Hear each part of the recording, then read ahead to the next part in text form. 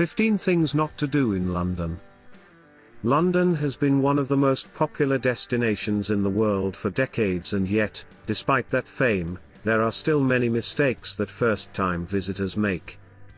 Most are harmless, but can mean that your trip will cost you more than it should, or will waste some of your valuable holiday time, meaning you don't get the best possible experience of England's capital city. Number 1. Not making the most of the public transport. London has an impressive public transport network, combining the famous underground, buses, river buses, trams and trains. Some of these services take a little bit of research to understand, but the time will pay off, when you find that you can cheaply get from one end of the city to the other with relative ease and comfort. Getting an Oyster card will make it a lot easier and more comfortable, because it automatically processes payments across all of these transport options, so no more long queues at ticket machines, and fiddling around with change. Number 2. Underestimating walking distances. London is big. You'd think that would be obvious, but a surprising number of people underestimate just how big even the centre of London really is. It's only a couple of stops on the tube, between St Paul's Cathedral and Big Ben, so why waste time going through the stations when you'll only be on the train for 3 minutes? Might as well just walk, right? Well, no. That's a 2-mile trek you're about to embark on, a good 30 or 40 minutes of walking, which will leave you pretty worn out. Save your energy for walking around and opt for a hotel in central London, or one which is closest to the main attractions that you'd like to visit. Number 3. Taking a taxi from the airport to your hotel. You've just landed in London.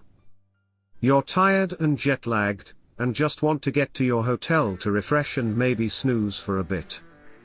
Seeing a rank of those iconic black cabs ahead, it's not hard to imagine why so many people think it's a good idea to take a taxi. What they fail to realize is that London's airports are on the extreme outskirts of the city, far from central London. That convenient taxi ride will probably cost you in the region of £200, money better spent on a more memorable experience than an hour spent chatting to a talkative cabbie. Instead, take the Heathrow Express train to Paddington Station. It only takes 15 minutes, and from there, a cab to your hotel will be a lot cheaper. Number 4. Don't forget about the free stuff. There are a lot of free things to do in London.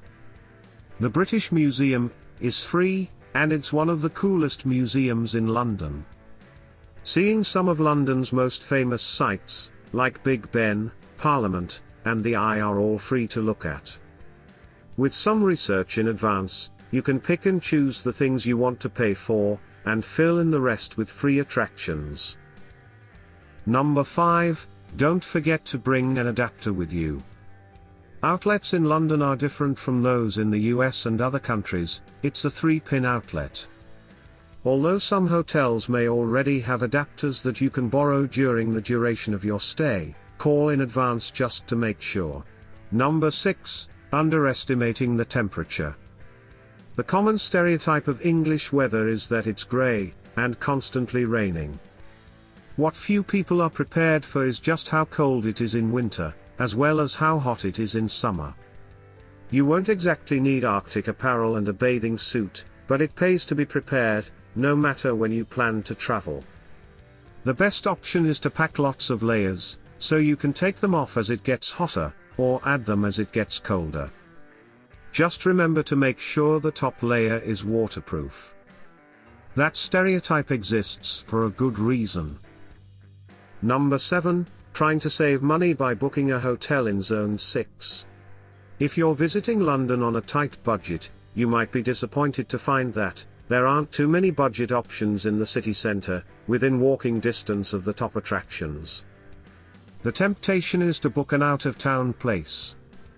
You'll probably find that getting to and from central London each day will cost you more than the amount of money you saved on the cheaper hotel.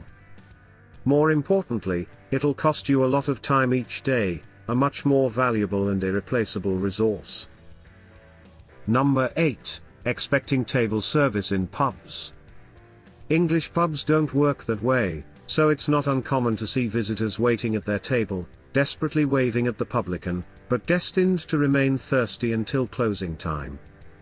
In a pub, you have to go up to the bar to order your drinks, and any pub grub you want. As counterintuitive as it may seem, it's the only way you're going to get served. Number 9. Don't make the peace sign with your hand. Certain gestures are not universal in their meaning, and England is no exception. This particular hand sign backwards is the equivalent to lifting your middle finger. Be especially mindful when you're ordering 2 drinks at a pub. Number 10. Don't ever cross the street without looking both ways. In England, traffic approaches from the right side, and because it's the opposite in many other countries, it can be too easy to look to the left out of habit. Although the phrases "look left" and "look right" are painted on the pavement in England, it's always best to look both ways in any situation just to be safe. Number 11. Do not ride the tube during rush hour. The tube is a tool used by Londoners to get to and from work. Its sole reason to exist is to move commuters around, not for the entertainment of tourists. That means that during rush hour, the tube means business. Number 12. Do not stand on the left on the escalators. This one is simple, and there are even signs pointing this out, but people still ignore them. Do not stand on the left on an escalator. The left is the passing lane where people in more of a hurry than you pass you by. Don't get in their way. Stand on the right. Number 13. Do not talk about politics. You may think it's cool to talk about politics back home, but again don't. You're not a local, you'll never understand it like locals, and you're bound to offend somebody. No one is interested, and you probably won't like what Brits have to say about your politics. Just avoid the subject entirely until you really know someone and are comfortable covering the topic. Number 14. Do not flash your cash. Tourists have a tendency to flash their cash around, whether it's paying for things on the street, counting their money, or taking out a wad of cash, and then asking the waiter how to figure out the bill. British money is not hard to figure out. Always keep a running tally in your head, so you don't have to whip out your cash and start counting. This will also protect you from thieves as well as not annoy a local. Number 15. Do not stand in the middle of the sidewalk looking at a map. If you're lost, don't just stop in the middle of the sidewalk to study your map, or your iPhone. Go off to the side to find your way so you don't get into anyone's way. Thanks for watching. Make sure to subscribe to this channel.